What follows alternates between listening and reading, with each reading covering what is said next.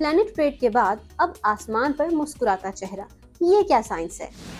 आपने social media पर बहुत सी पोस्ट देखी होंगी कि 25 अप्रैल को सूरज तुलू होने से पहले 2 सितारे और चांद आसमान पर एक मुस्कुराते चेहरे की तरह नजर आएंगे। इस अमल को ट्रिपल कंजंक्शन कहा जाता है, जिसमें वीनस, सैटर्न और चांद करीब तरीन होंगे और आसमान पर स्माइलिंग फेस की तरह जाहिर होंगे। इसे दुनिया भर में आसमान साफ होने की सूरत में मशरिकी उफक पर देखा जा सकेगा और इसे देखने के लिए बेहतरीन वक्त सुबह 5:30 बजे का होगा।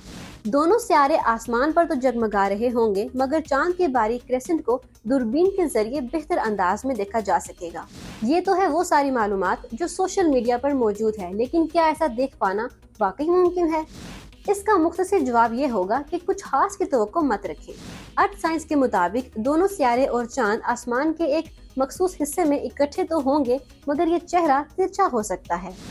और मजीद ये कि दोनों सितारे एक जितने चमकदार भी नहीं होंगे, वीनस ज्यादा और सैटर्न कम चमकदार भी हो सकता है।